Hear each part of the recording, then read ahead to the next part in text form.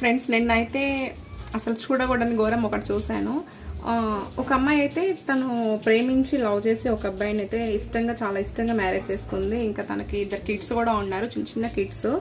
అసలు తను ఎంత ఈజీగా వాళ్ళ హస్బెండ్ వేరే అమ్మాయిని నేను లవ్ చేస్తున్నాను, నా లైఫ్లో నుంచి వెళ్ళిపో అనేసి జస్ట్ తను ఇలా వదిలేసేసి ఇంకా నేను వెళ్ళిపోతున్నాను, నేను తన్నే మ్యారేజ్ చేసుకుందాం అనుకుంటున్నాను అనేసి తనతో చెప్పాడంట. తను చాలా డిప్రెషన్లోకి వెళ్ళిపోయింది.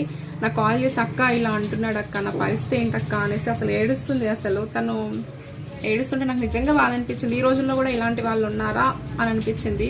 బట్ తనైతే తనని చాలా ఇష్టంగా లవ్ చేసి తనని ప్రేమించి తన పేరెంట్స్ని ఒప్పించుకొని మరీ పెళ్లి చేసుకుంది తను.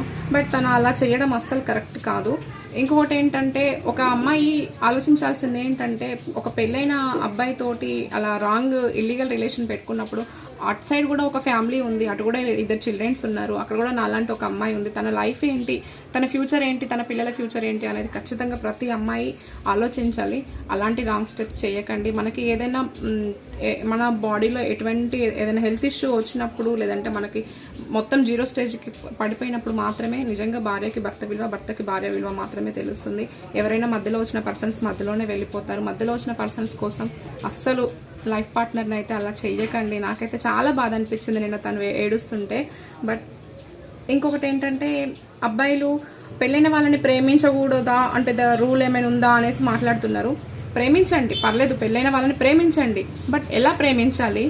తను పక్కన ఉంటేనో తనతో కాల్స్ మాట్లాడుతానో వైఫ్ని దూరం పెట్టేస్తానో ప్రేమించడం కాదు. నువ్వు పెళ్ళైన అమ్మాయిని, ప్రేమించిన అమ్మాయిని నిజంగా ప్రేమించి ఉంటే మాత్రం తనకి ఒక సపోర్ట్గా ఉండు, అదొక ఫ్రెండ్ లాగా సపోర్ట్గా ఉండు.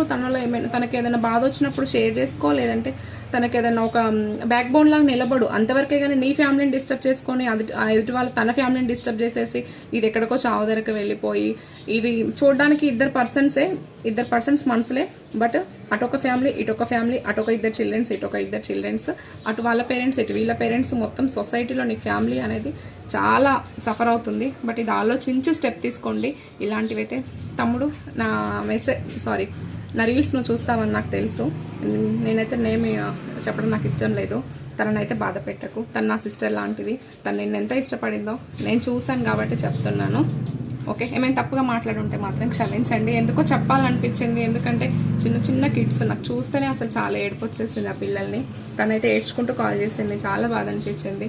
ఓకేనా, ప్లీజ్ ఒక్కసారి ఆలోచించండి. ఫ్యూచర్ కోసం ఒక్కసారి ఆలోచించి స్టెప్ తీసుకోండి. ఓకేనా.